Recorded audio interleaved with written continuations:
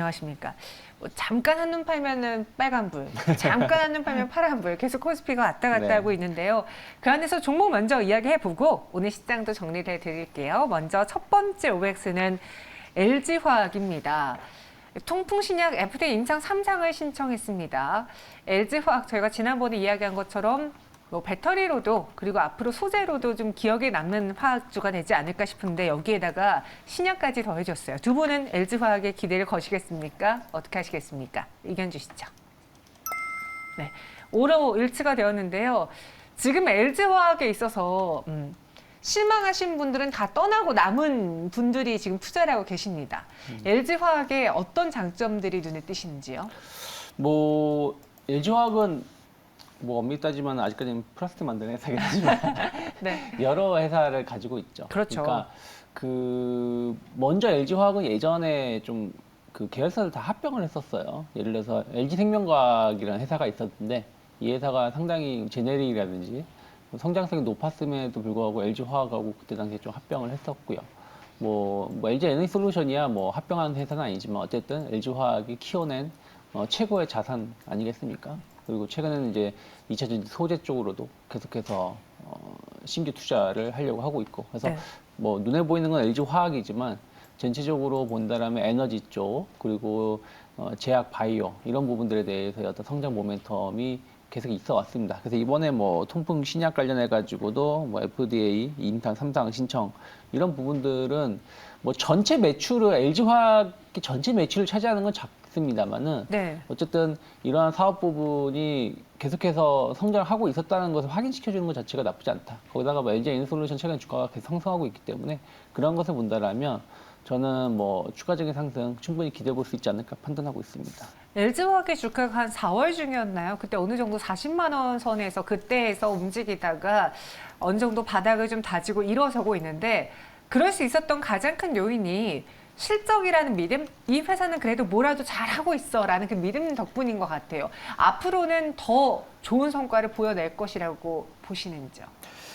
앞으로도 좋은 성과를 내놓으려면 아무래도 이 제약 바이오 쪽이 좀 잘 풀려야 되겠죠. 오. 근데 이제 이쪽을 이제 앞으로 이제 중점적으로 밀 것이기 때문에 이제 순차적으로 전지 사업 부분은 이제 떨어져 나갈 것이고 이제 그러면은 제약 바이오가 그 빈자리를 채워야 되는데 현재 이 전지 사업 부분을 만약에 따로 뗄 경우 별도 기준으로 자산 가치를 보면은 대략 한 20조 원 정도 수준이 됩니다. 근데 현재 시가총액은 한 42조 원 정도 수준이기 때문에 다른 이제 제약 바이오 섹터에 비해서 자산 가치 대비, 그러니까 물론 이제 화학 부분이 큰 부분을 차지하고는 있기는 하지만 자산 가치 대비 좀 부각을 덜 받고 있다라고 볼 수 있을 것 같습니다. 그래서 앞으로 더 이 LG화학의 주가 프리미엄이 붙어 나아가려면 제약 바이오 섹터가 큰 폭으로 좀 성장을 해야 된다라고 볼 수 있을 것 같고 현재 시점에서는 지금 지속적으로 이 외국인의 순매수력이 좀 누적으로 쌓아가다가 최근에 좀 빠져나가는 흐름인데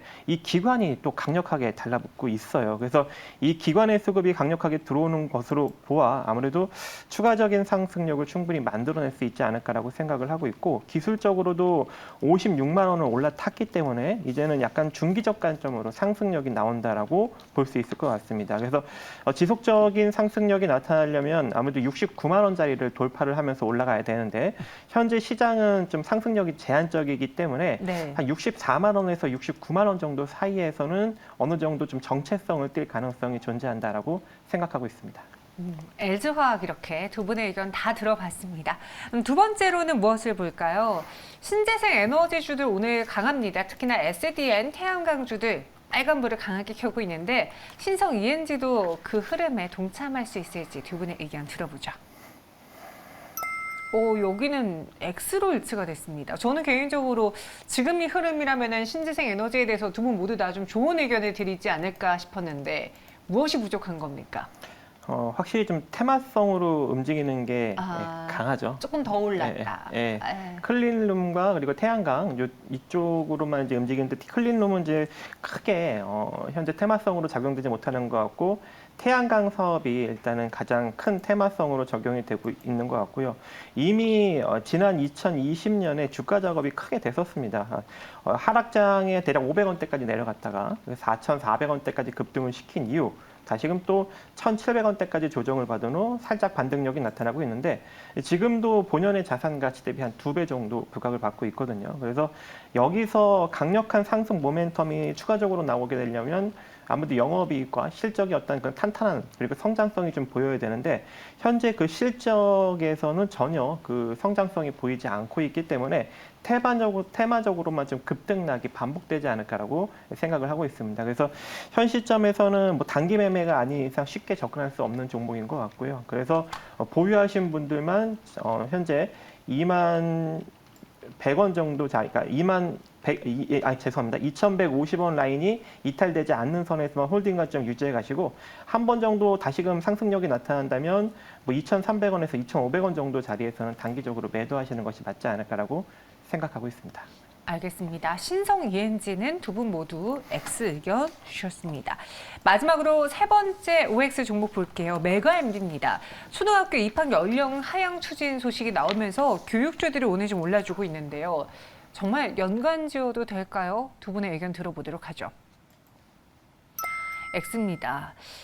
저 때는 또 이런 말이 그렇지만 그죠. 그 빠른 일대에 들어갔잖아요. 네. 네, 근데 이제는 갑자기 1년을 다 확 낮춰버린다고 하니까 네. 과연 이것 때문에 어린 아이들이 사교육을 더 받을까? 이런 생각이 드는데 학부모의 입장으로 어떠십니까? 뭐 네. 저희 때는 빠른을 못 보내서 안달이었죠. 맞아요. 부모님들이. 네네. 왜냐면 1년이라도 재소야 했더라도 나이 차이가 안 나니까. 맞아요. 근데 요즘에는 좀 그런 게 좀 덜한 것 같아요. 뭐 저희 둘째가 여기 딱 걸리는 나이거든요. 저희 둘째가 2000년도에 그러니까 2020년도에 태어났기 때문에. 2020년대도 사람 태어나는군요. 태어났죠. 네. 코로나 팬데믹 시대에. 근데 저도 그 뉴스 보고 깜짝 놀랐어요. 뭐지? 뭐 이게 일괄적으로 올리는 것도 아니고 또 뭐 25%씩 몇 년에 걸쳐서 올리겠다고 하면은 이게 지금 무슨 소린가 생각을 좀 하게 되고 또 이게 아직 뭐 확정된 것도 아니고요. 그리고 그 뭐라 그래 내용 자체가 뭐 정책을 비판하려는 뜻이 아니라 너무 좀 뭐 갑자기 뭐 나왔다라는 것이죠. 물론 뭐 공청회를 걸쳐서 수렴을 하겠다라고 하지만 글쎄요. 뭐 만 5세면 이제 6살 아니겠습니까? 우리나라로 나이로 치면 6살 나이에 글쎄요. 제 첫째가 6살인데 그 애가 초등학교를 갔다고 생각하니까 말도 안 되는. 그래서 이제 어쨌든 이게 왜 그러냐면 이제 이런 부분들이 뭐라 그럴까요? 이제 그 앞에 먼저 입학한 오빠 언니가 있을 거고 그다음에 이제 지금 동생들이 입학을 했을 때 결국엔 지금이 중요한 게 아니라 앞으로 10년 뒤, 12년 뒤에 대학교 수험생이 되었을 때 이제 경쟁이 더 치열해지잖아요. 그게 합쳐지게 되면 그러다 보니까 사교육이 더 많이 늘어날 것이라는 어떤 기대감들 또 어린 나이에 초등학교를 입학하게 되면 또 그걸 따라가기 위해서 또 사교육이 늘어날 거라는 어떤 기대감들 때문에 교육주들이 올라왔는데 글쎄요 뭐 이것이 현실화된다라면 교육주들은 약간 수혜를 입을 수 있겠습니다만은 지금 이게 확정된 게 아니기 때문에 이런 이슈로 좀 올라온다라면 좀 주가가 좀 단기 차익 매물 나올 수밖에 없다. 오늘도 보면은 윗꼬리가 좀 크게 나오고 맞아요. 있는 거기 때문에 신규 접근은 좀 조심스럽다 판단하고 있습니다. 알겠습니다. 메가MD를 포함한 교육주에 대해서 일단 오늘은 뉴스가 나왔고 그에 의해 반응을 했기 때문에 현재 구간에서 저희는 뭐 매수한다거나 그러진 않겠습니다. 두 분 모두 X 의견 주셨고요. 이번에는 마감에 살 종목 보도록 하죠. 두 분이 직접 선택한 종목 키워드부터 열어보겠습니다. 오늘장 마감에는요. 유창희 대표님은 전쟁이라는 키워드 선택하셨고요. 또 박정식 대표는 전고체 배터리 생산을 추진한다. 꿈의 배터리라고 하잖아요. 전고체 배터리 있어서 아직 우리가 이거를 확인하고 상용화하진 않고 있는 상황인 거죠? 그렇죠. 아무래도 상용화 되려면 2025년 네. 이후가 되거나 아니면 2030년부터 본격화가 될 예정인 것 같은데 지금 상황에서 일단 기술력 경쟁이 들어간 것 같습니다. 지금 현재 보시면 삼성 SDI가 전고체 전지 시범 라인 생산 라인을 착공하기 시작했고요. 네. 거기다가 이번에 그 SK 온도 마찬가지로 지금 이승우 교수진과 차세대 전고체 배터리 협약을 맺어서 이제 미국에서 같이 개발 중에 있고 거기다가 이제 미국 기업인 솔리드 파워에 3천만 달러를 투자를 하면서 네네네. 본격적으로 네. 기술 경쟁을 펼치고 있는 상황이고. 그래서 지금 전고체 배터리 시장 네. 아 지금 막 뒤에 이야기하실 거 이야기하는 것 같아서 제가 빠르게 한번 막아봤습니다. 전고체 배터리 관련해서 전쟁은 혹시 그 우크라이나에서 아닙니다. 그럼요? 전쟁이라 쓰는 게 아니라 소리 없는 전쟁이라 쓸 걸 그랬어요. 아 소리 없는 전쟁이? 아 그게 아니, 완전 전쟁이 아닌 네, 거예요? 네, 전쟁과 관련된 건 아니고 아. 이 시장 자체가 지금 전쟁터라는 거죠. 아. 각 기업들이 시장을 선점하기 위해서 전쟁을 벌이고 있기 때문에 네. 그렇게 해서 키워드 정했습니다. 알겠습니다. 그럼 어떤 종목인지 열어보도록 하죠. 가온칩스와 이수화학입니다. 말씀하시고 싶었던 내용 이수화학과 다 한번 쭉 들어볼까요? 아, 네. 일단은 지금 전고체 배터리 개발을 진행을 하고 있는 상황인데 네. 이번에 그 SK온과 협약, 그러니까 SK온이 이제 투자를 한 이 솔리드 파워가 이제 올해 4분기 또는 내년 1분기부터 본격적으로 좀 전고체 배터리를 일부 양산을 시작한다고 합니다. 거기에 이 이수화학이 황화 리튬을 이제 공급을 하면서 이 전고체 배터리를 생산할 수 있는 소재를 지금 대기로 이번에 업무 협약을 맺었기 때문에 또 공장도 그거에 걸맞춰서 4분기까지 지금 증설을 할 예정이어서 내년부터는 이 황화 리튬 공급에 따른 매출이 일정 부분 잡히지 않을까라고 생각을 하고 있고 특히 이 2차 전지 소재 기업들은 꿈을 먹고 사는 기업도 아닙니까? 실적이 반영되기도 전에 이미 이제 주가가 강력하게 부각을 받을 수 있는 여지가 존재하기 때문에 지금부터 우리가 좀 관심을 가지고 좀 지켜볼 필요성이 있을 것 같고 특히 이제 이수화학 같은 경우에는 합성 세제 원료인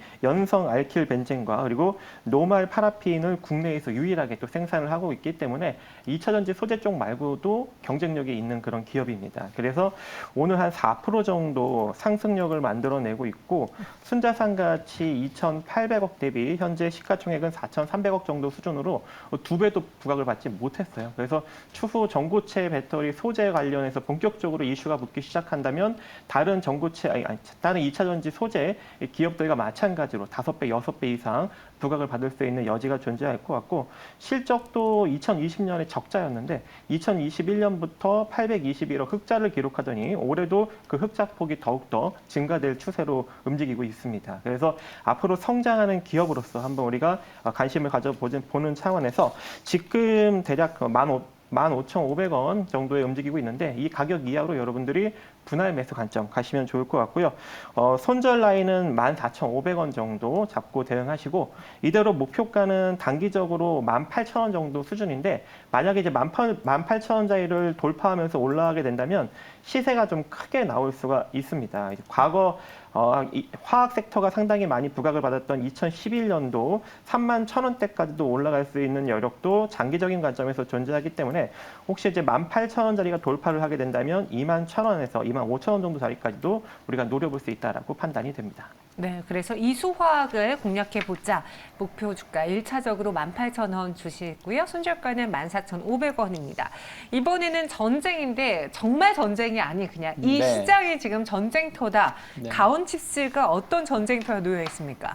지금 반도체 시장은 결국에는 파운드리, 시스템 메모리 시장을 잡을 수 있느냐 없느냐의 싸움인 것 같아요. 네. 뭐 TSMC가 거의 뭐 독보적이죠. 전 세계 점유율을 뭐 70% 이상 차지하고 있으니까 실질적으로. 그래서 TSMC를 이제 따라잡아야 되는데 뭐 삼성전자, 하이닉스 두 기업 모두 이제 파운드리 시장에 참여를 했죠. 삼성전자가 먼저 참여를 했는데 뭐 딱히 이렇다 할 모습을 보여주지 못하고 있습니다. 하이닉스도 최근에 이제 이 시장 쪽에 대해서 관심을 가지고 있다는 거. 결국에는 파운드리 시장을 잡아야지 앞으로 성장을 계속할 수 있다. 만약에 이 시장에서 도태된다라면 뭐 삼성전자가 됐든 하이닉스가 됐든 시장에서는 도태될 수밖에 없다 보니까 이 시장에 대한 어떤 관심도가 높은데 가온칩스 같은 경우는 삼성전자의 상당히 중요한 파트너입니다. 그리고 ARM이라는 영국계 기업이 있는데 이 회사도 중요한 파트너로 좀 선정이 되어 있어요.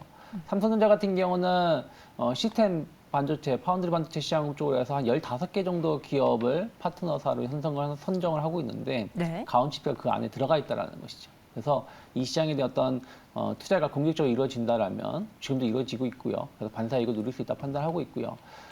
최근에 보면은 이제 이 제품이 이제 출시가 되고 있어요. 제품이 생산이 되고 있는 부분들도 있어서 그러한 것들이 계속해서 매출 증가를 좀 보여줄 수 있다 판단하고 있고요. 미국의 반도체 그 법안이 통과가 됐죠. 또 유럽도 반도체 법안 이런 부분들을 계속 통과를 시킬 겁니다.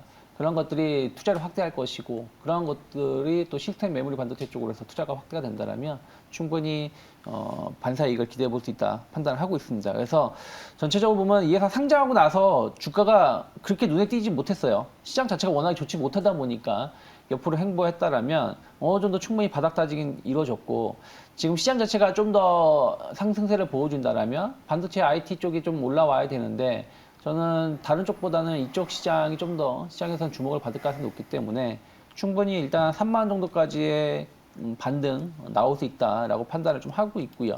저는 한 2만 4천 원을 크게 훼손하지 않는다면 충분히 분할 매수 관점으로 접근해 볼 수 있다 판단하고 있습니다. 네, 가온칩스였습니다. 목표 주가는 3만 원, 손절가는 2만 4천 원 제시해 드렸어요. 이번에는 동시효과 구간에 들어와서 시장 조금 더 보겠습니다. 외국인 투자자들의 매수 대표적으로 어떤 종목이 있었을까요? 네, 지금 현재 기관 제가 지금 기관 준비했는데 외국인 할까요? 박정식 대표님 오늘 제가 외국인이에요. 아 그래요? 그러면요. 알겠습니다. 박정식 대표님 네. 기관 네. 들어볼게요. 네, 현재 지금 기관은 매수가 이스페타시스 그리고 현대 노템, 조일 알루미늄 이렇게 즉 알루미늄 들어오고 있고 매도는 태성, 삼성전자, 페노션 이렇게 좀 유입이 되고 있는데 현재 이스페타시스는 연매출 2천억 정도 규모의 인쇄로 기판 생산을 위해서 신공장을 착공하는 소식으로 매수력이 좀 몰리고 있고요. 현대로템 같은 경우에는 폴란드 K2 전차에 이어서 이집트 전동차 대량 수주가 이어지면서 지속적으로 좀 순매수력이 유입되고 있습니다. 또 조일 알루미늄은 급등력이 나왔는데 이 알루미늄 박 원자재 정제 가공 1차 업체로 2차 전지 소재로 이 알루미늄 박이 부각이 되면서 지금 강력하게 매수력이 유입이 되고 있는 것 같고요. 태성 같은 경우에는 스펙 합병 상장 이후 지속 차익 매물이 나타나고 있고 삼성전자 같은 경우에는 주식시장이 좀 부진하게 움직이는 경향이 있다 보니 좀 매물이 출현되는 것 같습니다. 거기에 지금 페노션 같은 경우에는 이 발틱 운임 지수가 지속적으로 연초에 비해 37% 정도 하락이 나왔고 호실적은 발표는 했지만 그 실적 발표에 따른 차익 매물이 나타나면서 좀 매도력이 나타나고 있는 것 같습니다. 네. 이어서 그럼 외국인 들어보도록 하죠.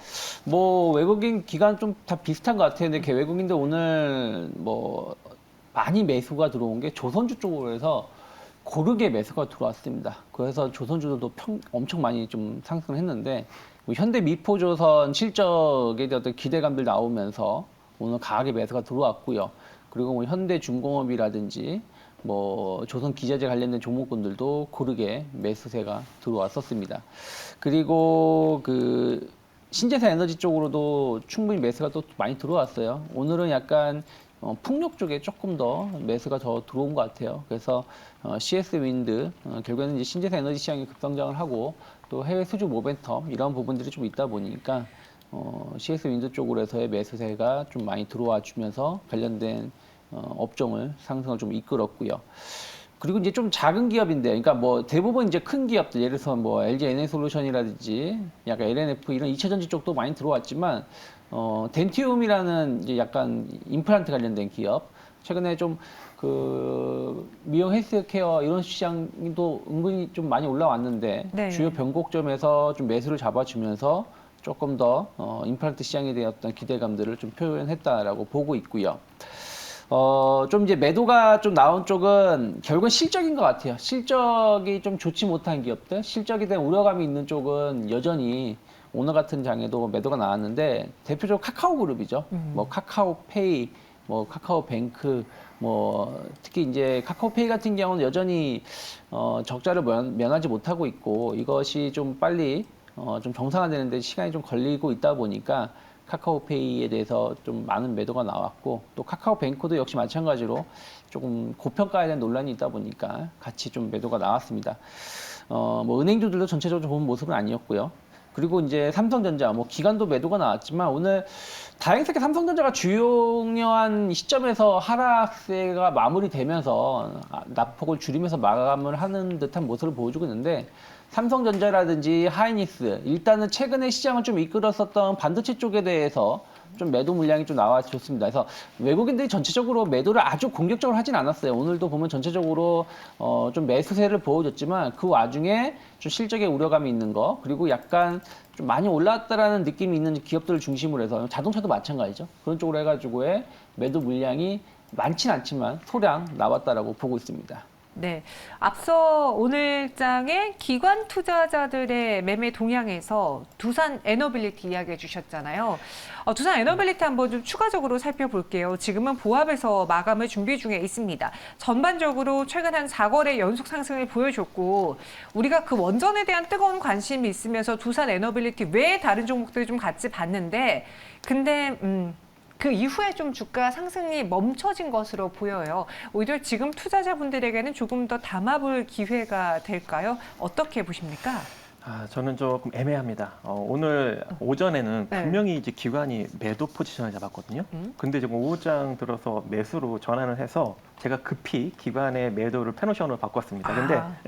근데 현재 지금 이 두산 에너빌리티 같은 경우에는 딱 그 두 번의 이슈로 큰 폭의 주가 상승을 일으켰거든요. 첫 번째로는 일단은 재무구조 악영향에서 정부가 강력하게 지원을 해주면서 대규모 유상증자를 진행하면서 2,000원대에서 16,000원대까지 상승력을 일으켰고, 그 다음에 이제 윤석열 정부에서 강력하게 이제 원전을 이제 육성을 하겠다라는 그런 뉘앙스가 풍기면서 또 한 번 부각받으면서 3만 원대까지 또 이제 부각을 받았는데 거기에 또 한 번의 유상증자를 또 진행을 했죠. 그래서 주가가 거기서 이제 강력하게 나아가지 못하고 또 지지부진하면서 옆으로 이제 횡보격에 움직이고 있는데 과거에는 자산 가치 대비 상당히 저평가 국면이었어요. 그래서 뭐가 됐든 얘는 때가 되면 움직일 것이다라는 믿음감이 있었는데 지금은 충분히 실적도 이제 어느 정도 과거만큼은 아니지만 흑자로 돌아섰고 그리고 순자산 가치 7조 5천억 대비 현재 시가총액 11조 원 정도 수준으로 본연의 장부상 자산 가치 대비 올라섰어요.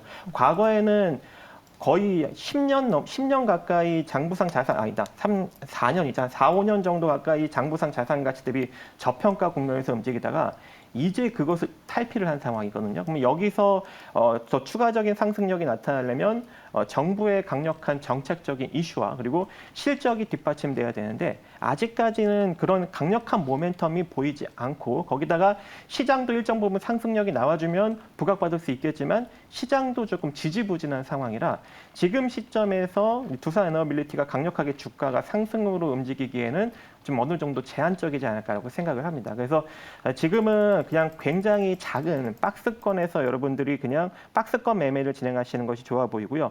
본격적인 시세 상승력은 2만 원이 돌파가 돼야 본격적인 상승력이 나타날 수 있고 그 전에는 현재 17,000원에서 2만 원 정도 사이에서의 박스권 움직임이 진행되지 않을까라고 생각을 합니다. 그래서 조금 길게 횡복성 국면을 인지하시고 대응하시고 혹여 생각보다 다르게 17,000원짜리를 다시 깨고 내려간다면 조금 한 단계 더 밑에 주가의 또 지지 라인이 형성될 수 있는 여지가 존재하기 때문에 17,000원 기점으로 손절 그리고 2만 원 이상 만약에 돌파가 된다면 그때부터는 한 단계 더 추가 상승 이렇게 판단하시면 좋을 것 같습니다. 네, 삼성전자도 한번 보면 오늘은 기관 쪽에서 매도가 나왔습니다. 반면에 외국인은 수량이지만 매수로 현재 추정이 되고 있는데 오늘 장중에 한 6만 300원까지 네. 내려갔었어요. 그래서 그동안 그래도 삼성전자, SK하이닉스 좀 저점 대비 올라왔으니까 네. 계속 지금부터는 약간 그 차익에 대한 욕구 혹은 매물벽에 대한 부담이 있지 않을까를 걱정하실 것 같거든요. 유창희 대표님이라면 더 길게 보시겠습니까?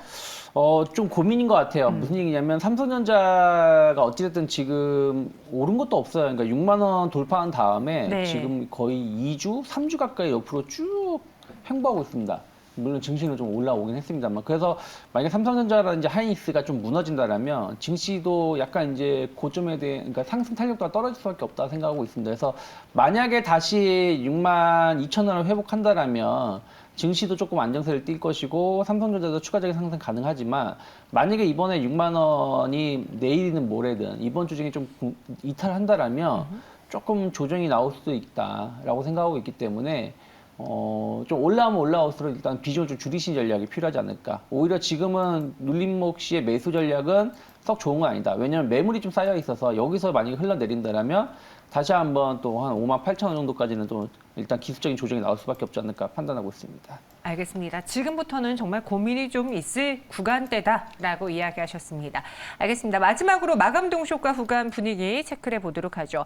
현재 코스피는 2,353선까지 올라왔습니다. 코스닥도 0.48% 오름세 속에 807.5포인트까지 올라와 있는 상황이고요. 달러 인덱스 하락이 좀 나타나고 있는 상황이고요. 오늘도 글로벌 경기 우려가 다소 진정된 점도 시장에는 호재로 작용을 하고 있습니다. 허나 말씀드린 것처럼 지금 코스피가 한 2,200, 300선에서 2,400선까지 올라왔고 코스닥도 다시 800 위로 올라왔기 때문에 많은 분들이 지금 계좌 관리 고민이 좀 깊으실 것 같네요. 마감 동시효과 함께 하셨습니다.